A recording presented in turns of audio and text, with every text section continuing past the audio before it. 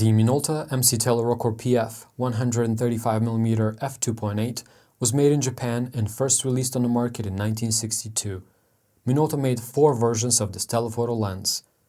The first version was named Auto Tele Rokkor PF and can be recognized by its all-metal black body with the exception of the depth of field scale, which has a silver finish. On this early version, Minolta added a stop-down lever, and the aperture ring was located in the middle of the lens. This version does not have a built-in lens hood. The lens discussed in this video is the second version, which Minolta released in 1966. This Rokkor has an all-black metal body, with the exception of the aperture ring, which is silver and is located in the middle of the lens. This version does not have a built-in lens hood. In 1969, Minolta updated the design again. The company decided to keep the all-metal black body, but moved the silver aperture ring to the back of the lens and added a built-in lens hood. In 1973, Minolta released the final version of this Rokkor lens, the Tele Rokkor X PF, which also had the built-in lens hood, but now the aperture ring was changed to black, like the rest of the body, and the focusing ring was changed from metal to rubber. Besides these small differences in appearance, all 4 versions have the same optics, and only the coatings of the lens elements improved with time.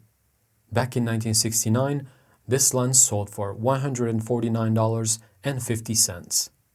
The letters MC seen here on the front plate indicate that this is a meter-coupled lens, which will only be of interest to those of you who are planning on using this lens on a Minolta SLR body.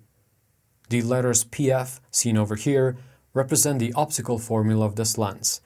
The first letter indicates the number of groups, and the second letter indicates the number of glass elements. In this case, the letter P is short for penta, which means 5 in Greek, and the letter F is the 6th letter in the alphabet. Therefore, this lens has 5 groups and 6 elements. This lens accepts filters with 55mm diameter. Aperture ranges from f2.8 to f22 with click stops in between. The diaphragm is made of 6 rounded aperture blades. Focus throw is approximately 270 degrees. On the back, this lens has Minolta SR mount. I use Minolta to NEX helicoid adapter, which allows me to focus closer when the adapter is extended, and if I need to reach infinity, I simply rotate it back to its normal position. This lens weighs 427 grams. The original minimum focusing distance of this lens is 1.5 meters, but when used with a fully extended helicoid adapter, that distance shrinks down to only 1 meter.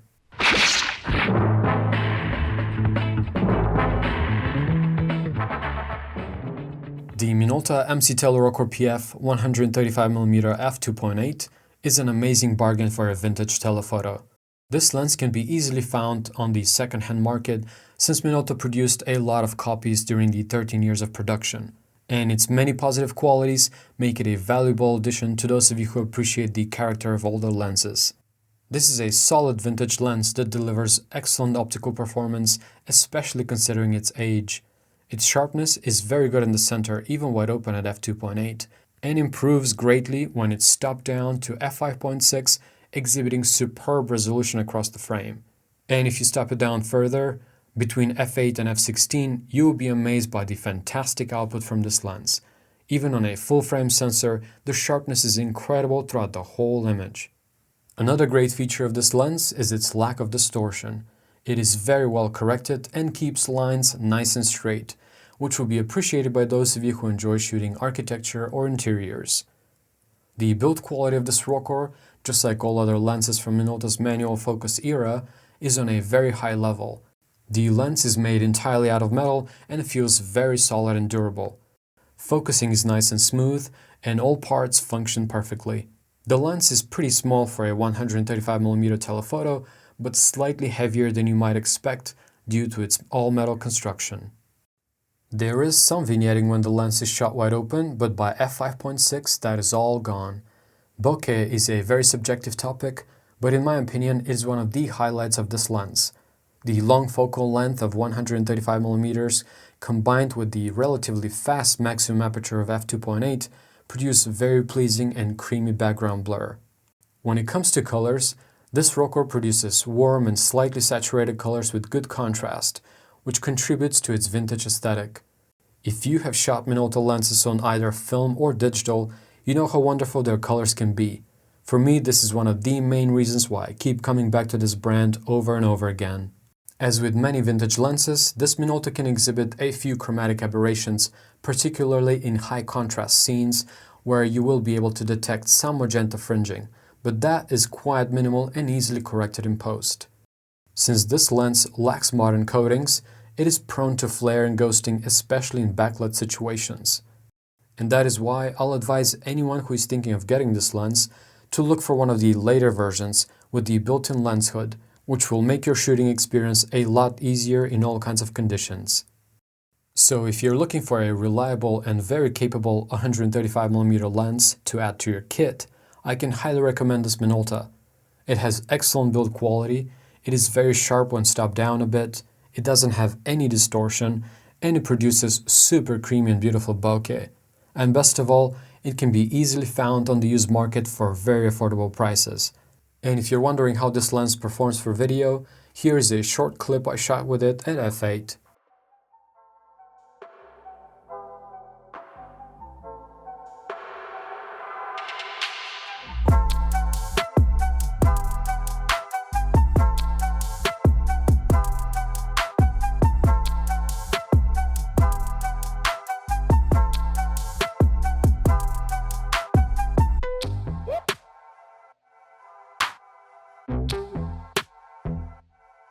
Thanks so much for watching, and I'll see you next time here at Vintage Optics.